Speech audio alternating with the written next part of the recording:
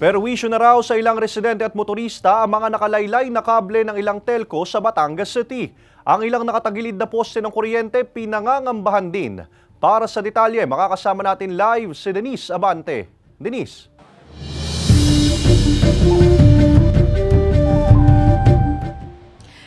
Puspusa na ang pagpapadala ng mga endorsement letter ng TDRO at Task Force Disiplina sa mga concerned telco para sa agarang pagsasaayos ng mga nakalaylay na kable ng telco at mga nakatagilid na poste sa iba't ibang barangay sa Batangas City. Buhol-buhol na kable ng telco at kuryente, mga bakal sa gitna ng kable at nakatagilid ng poste. Yan ang araw-araw daw pinangangambahan ng tricycle driver na si Luis dahil posible raw itong magdulot ng disgrasya lalo na kapag bumuhos ang malalakas na ulan. Malapit kasi ang kanilang terminal sa ilang nakatagilid na poste ng kuryente at telco. Di takot to dahil pagka natumba siguradong aksidente nang nangyayari. Hindi niya aksidente nga.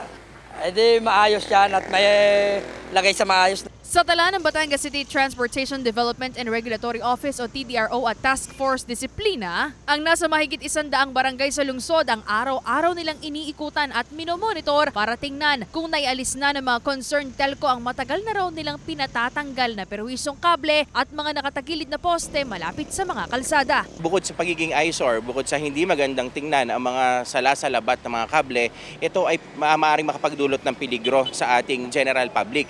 Kaya hanggat maaari, tayo inaabisuhan na ito ay tanggalin at magawa ng aksyon sa lalong madaling panahon. Ayon sa TDRO at Task Force Disiplina, nasa humigit kumulang 500 endorsements na ang kanilang naibigay sa mga telco. 40% na raw dito ang naaksyonan na. Umaasa naman ang ilang mga residente na maisasaayos na ang mga salasalabat na kable sa lalong madaling panahon. Pag po siya bumagsak, maaari pong makapagdulot po ng pangamba po sa mga tao po. Kasi po pag po nagbaha, pwede pong mano yung kuryente po sa paligid po. Sana po ay ayusin po agad yung mga kawat po para po hindi na po siya makaapekto po sa ibang tao. Delikado, ayusin para sa ikagaganda ng ating karsada. Patuloy daw ang monitoring dito ng Task Force Disiplina at TDRO. After ma-monitor ng ating Task Force Disiplina itong mga kabling ito, tayo ay gumagawa ng endorsement, gumagawa tayo ng sulat sa konsernadong mga telcos. And then atin po silang papadalhan nito. Binibigyan natin sila ng 7 days sa unang beses para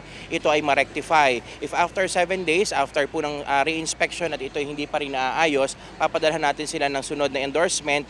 And then pagkatapos po nun at talagang wala pa rin, ang ibibigay po natin sa kanila yung final notice na. Binibigyan lang natin sila ng 72 hours para ito ay kanilang i-rectify. Papanagutin umano ang naturang telco sakaling hindi sila tumalima. Sinusubukan pa ng news team na makuhanan ng pahayag ang mga telco at pamunuan ng Meralco hinggil dito. Hindi raw tumitigil ang TDRO at Task Force Disiplina sa pagmamonitor upang maialis na kaagad ang mga itinuturing na eyesore sa lungsod ng Batangas. Maraming salamat, Denise Abante.